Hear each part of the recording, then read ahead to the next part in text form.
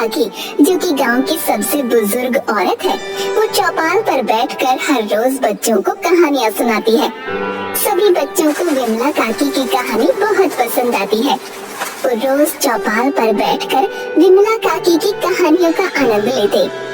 अच्छा बच्चों, तुम्हें पता है हमारे गांव में बहुत पहले एक नरभक्षी दानव रहता था।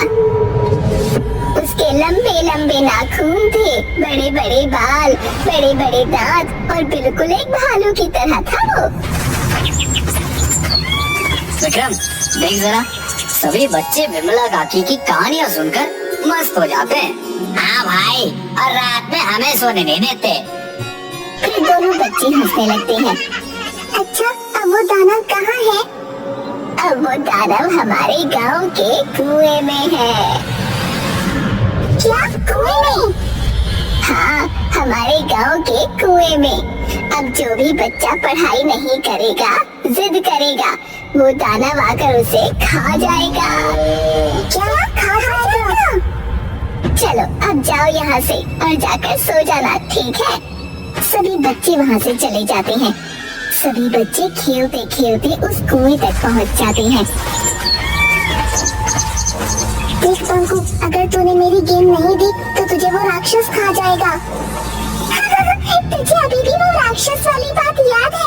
अरे वो एक कहानी थी बस, और कुछ नहीं। अगर सच में कोई राक्षस होता तो क्या हमारे घर वाले हमें यहाँ आने देते? और अगर राक्षस हुआ तो? अरे तू भी किन बातों में विश्वास करता है? चल मैं तुझे उस कुएं में दिखाता हूँ, कोई राक्षस नहीं है। फिर सारे बच्चे उस कुएं के पास चले जाते हैं और उस कुएं का ढक्कन खोल देते हैं। तभी उन्हें बहुत डरावनी आवाजें सुनाई देती हैं। सभी बच्चे डर के मारे वहाँ से भाग जाते हैं। शाम को जुगनू अपने खेत में कुछ काम कर रहा था और घर जाते समय उस कुएं के पास से गुजरा कि अचानक कुएं के पास से वो गायब हो गया। गांव वाले उसे ढूंढ कर परेशान हो गए, लेकिन वो नहीं मिला। तब से रात को जो कोई भी उस कुएं की तरफ जाता, वहाँ से फिर लौट कर नहीं आता। गांव के सभी लोग चौपाल पर बात करते हैं। मुखिया जी, हमें कुछ करना होगा। कुछ दिनों से जो कोई भी उस कुएं की तरफ जाता है, लौट कर नहीं आता। गांव में इतने सारे हादसे हो गए, अब ना जाने वो कुआं किस किस को खा जाएगा। हमारा शहर जाना बहुत जरूरी हो गया है। हाँ, अब तो मुझे भी फिक्र होने लगी है। जब तक हम इस समस्या का समाधान न ढूंढ लें, तब तक कोई भी रात में उस कुएं की तरफ नहीं जाएगा। तब से गांव के लोगों ने रात में उस रास्ते से वहाँ से आना जाना बंद कर दिया। फिर एक दिन प्रताप के बेटे बंकू को बहुत तेज बुखार आ जाता है और शहर जाने का बस वही एक रास्ता था। बंकू की हालत बिगड़ने लगी तो प्रताप बंकू को लेकर उस कुएं वाले रास्ते से ही शहर के लिए निकला। शहर से आते वक्त, सुनिए जी, जल्दी जल्दी चलिए, शाम हो गई है। हमारा यहाँ ज्यादा देर रहना खतरे से खाली नहीं है। अरे हाँ, चली तो रहा हूँ। पिताजी, क्या सच में इस कुएं में कोई राक्षस रहता है? हाँ बेटा, लगता तो ऐसा ही है, पर अब जल्दी जल्दी चलो। जब तक बंकू दौड़कर उस कुएं के पास चला जाता है। अरे अब खड़े क्या हो, पकड़ो उसे, देखो वो उस कुएं की तरफ जा रहा है। अरे तो मैं क्या करूं? सुबह से तो बुखार में था और अब देखो कैसे इधर उधर दौड़ रहा है। बंकू, ए बंकू, रुक जा। बंकू उस कुएं में झांक कर देखता है और प्रताप उसे पकड़ने के लिए झपट्टा मारता है। तभी बंकू का पैर एकदम से फिसल जाता है और वो कुएं में जाकर गिर जाता है। बंकू, बंकू बेटा, अजी अब क्या होगा? आप निकालिए मेरे बेटे को इस कुएं से बाहर।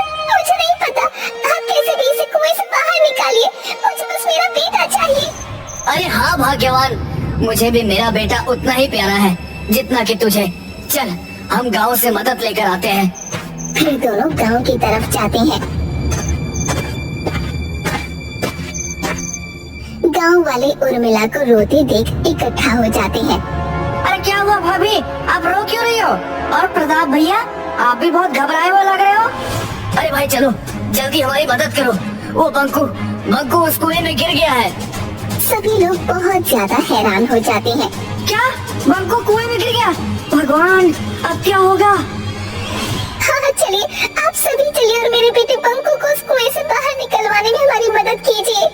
नहीं नहीं बेटी, इस वक्त तो कोई भी गांव वाला तुम्हारी मदद नहीं कर सकता। तुम्हें पता है ना कि उस कुएं के पास रात को कोई नहीं जाता है। तो ठीक है, मैं खुद ही बंकू को बचाने जाऊंगी। अरे प्रताप भैया, आप रोकिए ना उर्मिला भाभी को। आपको पता है ना, उस कुएं की तरफ रात को जाना खतरे से खाली नहीं होगा। अगर वो कुआं इन्हें भी खा गया तो? और वैसे भी हमें थोड़ी समझदारी से काम लेना होगा। क्या आप यही चाहते हो कि आपकी उर्मिला भाभी को भी खा दे? मेरा उर्मिला के सिवा इस दुनिया में और कोई नहीं है। मैं उर्मिला को उस कुएं के चंगुल में फंसने के लिए नहीं भेजूंगा, और अपने बेटे को बचाने के लिए मैं खुद ही उस कुएं में जाऊंगा। प्रताप उस कुएं की तरफ जाने लगता है। रुक जा बेटा, जितना प्यारा बंकू तुम दोनों को है उतना हमें भी। पर अगर तुम दोनों भी उस कुएं की तरफ गए और भगवान न करे तुम्हें कुछ हो गया तो फिक्र मत करो बेटा, भगवान कुछ रास्ता जरूर दिखाएंगे, बस तुम थोड़ा सब्र करो। फिर उर्मिला गांव के शिव गौरी मंदिर में जाने लगती है। सभी गांव वाले भी उसके पीछे पीछे हो लेते हैं और बंकू की सलामती की सब प्रार्थना करते हैं। दूसरी तरफ बंकू, जो कि उस कुएं में गिर गया था, लेकिन किस्मत से उस दिन पूर्णिमा थी और वो राक्षस गहरी नींद में सोया था। अरे कुएं में किसी के खर्राटों की आवाज आ रही है। वो आगे चलकर देखता है, उसे एक दानव सोया हुआ दिखता है। अरे बाप रे, इतना भयानक दानव! कहीं ऐसा तो नहीं कि विमला काकी की कहानियों में जो नरभक्षी दानव था ये वही हो? मतलब विमला काकी की कहानियाँ सच थी। अगर ऐसा है तो ये दानव तो मुझे कच्चा चबा जाएगा।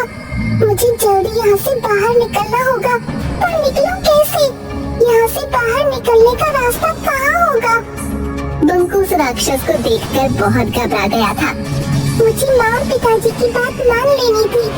माँ और पिताजी बाहर जाने किस हाल में होंगे, और ये कुआं इतना गहरा है कि चढ़कर निकलना नामुमकिन है।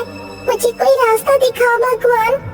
वो आसपास बाहर जाने का रास्ता देखता है, तभी उसे एक अजीब सा निशान दिखता है। वो उस निशान को छूता है कि तभी अचानक एक पतली सी सुरंग का रास्ता खुल जाता है और उसे वहाँ पर और भी इंसान दिखाई देते हैं जो कि अधमरी हालत में थे। आज कितने दिनों बाद मुझे किसी इंसान की खुशबू आ रही है। तभी आहट सुनकर बंकू कहीं छुप जाता है। अरे बाप रे, अब मैं यहाँ से बाहर कैसे निकलूंगा? अरे वो पिशाच, वो यहाँ से कहाँ गया? तभी उसके पीछे से गुर्राने की आवाज आती है। हे भगवान, मेरी रक्षा करना! और पलटकर देखता है तो उसके सामने वो नरभक्षी दानव खड़ा होता है। आज तो मुझे एक और शिकार मिल गया। अब मैं जल्दी श्राप से मुक्त हो जाऊंगा। पर वो दानव जैसे ही बंकू को हाथ लगाता है वैसे ही बंकू बचकर भाग जाता है। अरे ये क्या हुआ? कहाँ गया वो? फिर दानव उसकी खुशबू सूंघकर उसकी तरफ बढ़ने लगता है, पर बंकू पास पड़े हुए कीचड़ को अपने ऊपर लगा लेता है ताकि दानव को उसकी बू न आए, और फिर सुरंग के एक कोने में जाकर छुप जाता है। फिर सुरंग में फंसे हुए लोगों से पूछता है, अरे काका, आप यहाँ सब कब से कैद हैं और इस दानव ने आपको खाया नहीं? अरे बेटा, अगर ये दानव मुझे खा लेता तो मुझे तड़पना नहीं पड़ता, पर जब से इस दानव ने मुझे कैद किया है तब से मैं रोज रोज मर रहा हूँ। ये दानव थोड़ी थोड़ी करके हर रोज हमारी जान खींच लेता है। ये तो बिल्कुल विमला काकी की कहानियों जैसा ही है। बेटा, तुम यहाँ से निकलने का जल्दी ही रास्ता ढूंढ लो, नहीं तो ये दानव तुम्हें भी तड़पा तड़पा कर मार डालेगा। नहीं काका, मैं आप सबको ऐसे छोड़कर अकेला नहीं जाऊंगा। दूसरी तरफ उर्मिला और गांव के सभी लोग मंदिर में बंकू की सलामती के लिए प्रार्थना करते हैं। हे भगवान, मेरा विश्वास है आपके रहते वो राक्षस मेरे बेटे का बाल भी बांका नहीं कर पाएगा। तभी वहाँ एक अघोरी साधु आ जाता है। तुम सब मारे जाओगे, तुम में से कोई भी जिंदा नहीं बचेगा। सभी गांव वाले उस अघोरी की बात सुनकर दंग हो जाते हैं। आप कौन हो बाबा? और आपको पहले इस गांव में हमने तो कभी नहीं देखा, और आप ऐसे क्यों बोल रहे हो?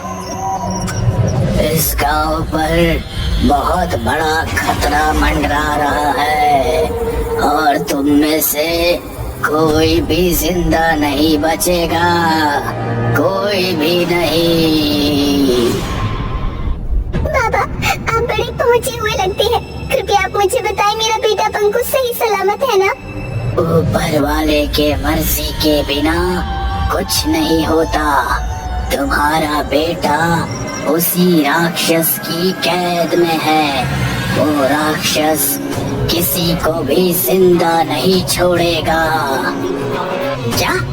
पर वो राक्षस हमारे गांव में कैसे आया? और हाँ, वो सबको क्यों मारना चाहता है? वो राक्षस इसी गांव का एक आदमी था जो कि किसी संत के श्राप के कारण उसी कुएं में दानव बनकर रह रहा है। उसने कई साल शिव जी की उपासना की और खुद को बहुत ही शक्तिशाली बना लिया, और अगर वो 11 इंसानों की बलि देगा तो वो और भी ज्यादा शक्तिशाली बन जाएगा और फिर वो उस कुएं से बाहर भी निकल सकता है। क्या क्या? पर बाबा, उसे मारने का कोई तो तरीका होगा ना? तरीका तो है विमला बहन। आप अभी उस राक्षस को मारने का तरीका इन गांव वालों को बताइए। आप विमला काकी को जानते हैं? हाँ बेटा, ये बहुत ही जाने माने अघोरी है। पर जब से उन साधु ने उस आदमी को श्राप दिया था, तब से हमारे गांव में कोई भी संत और साधु नहीं आया। पर कौन था वो आदमी और उसे ये श्राप क्यों मिला? वो आदमी सभागन का बेटा था। उसने एक साधु की गाय को मार के उसका मांस खाया था। तब से उस साधु ने उसे श्राप देकर उस कुएं में बंद कर दिया था। दूसरी तरफ बंकू वहाँ से बाहर निकलने का रास्ता ढूंढने लगता है। तभी अचानक उसके सामने वो दानव आ जाता है। तो तू यहाँ पर छुपा हुआ है चूहे। तूने मुझे बहुत भड़काया है। अब मैं तुझे कच्चा चबा जाऊंगा। दानव बंकू को पकड़ने के लिए आगे बढ़ता है, पर बंकू बचकर फिर से निकल जाता है। दानव गुस्से से बंकू के पीछे पीछे बढ़ता है और बंकू उससे बचकर आगे निकल जाता है। दौड़ते दौड़ते बंकू एक पत्थर से ठोकर खाकर गिर जाता है। बंकू उस पत्थर को ध्यान से देखता है तो पत्थर के पीछे नागफनी दिखाई देती है। तब वो उस पत्थर को खोदने लगता है। अरे शिवलिंग, और ये भी इस कुएं के अंदर। ये महादेव, आप मेरी और यहाँ पर कैद बाकी सभी लोगों की रक्षा करना। तभी दानव वहाँ पहुँच जाता है और वो उसके मुंह से आग के गोले बरसाने लगता है। बंकू बचते बचाते उस चट्टान के पीछे जाकर छुप जाता है जहाँ पर वो दानव सोया हुआ था, और दानव के आग के गोले की वजह से वो चट्टान टूट जाती है। उस चट्टान में से एक त्रिशूल निकलता है। उस त्रिशूल को देखकर दानव डर जाता है। अरे, इस त्रिशूल को देखकर ये दानव डर क्यों रहा है? तभी दानव फिर से आग का गोला बंकू पर फेंकता है, पर बंकू खुद को बचाने के लिए उस त्रिशूल को आगे करके आंख बंद कर लेता है और वो आग का गोला उस त्रिशूल से टकराकर उस दानव पर ही उल्टा पड़ जाता है। अरे, मतलब ये त्रिशूल मायावी है। इसका मतलब इस त्रिशूल से दानव भी मर सकता है। फिर बंकू उस त्रिशूल से दानव के ऊपर वार करता है। दानव दर्द से कराहने लगता है, पर वो मरता नहीं। अरे, ये दानव तो इस त्रिशूल से भी नहीं मरा। अरे हाँ, याद आया, विमला काकी ने एक बार उनकी कहानी में बताया था, अगर त्रिशूल से राक्षस की नाभि में वार करो तो वो मर जाएगा। फिर बंकू त्रिशूल निकालकर उस राक्षस की नाभि में वार करता है। वो राक्षस जोर जोर से कराहने लगता है और देखते ही देखते एक आदमी में बदल जाता है और कुएं में कैद सभी लोग ठीक हो जाते हैं। अरे, तुम इंसान कैसे बन गए? वो दानव बंकू को सारी बात बताता है और फिर उसे और कुएं में कैद सभी लोगों को बाहर निकालता है। अगले दिन गांव के सभी लोग उस कुएं के पास इकट्ठा हो जाते हैं। अरे भूत भूत भूत! अरे कहाँ है भूत? अरे वो देखो, उस बरगद के पेड़ में कुछ हलचल हो रही है। ये वही भूत होगा जो इंसानों को मारना चाहता है। तभी वहाँ से बंकू और कुएं में कैद लोग और विमला काकी का बेटा बरगद के पेड़ से बाहर निकलते हैं। गांव के सभी लोग बहुत हैरान हो जाते हैं। फिर बंकू गांव वालों को सारी बातें बताता है। विमला काकी अपने बेटे को गले से लगा लेती है। बंकू, आज तूने मेरे खोए हुए बेटे को फिर से लौटा दिया। मैं तेरा धन्यवाद कैसे करूं?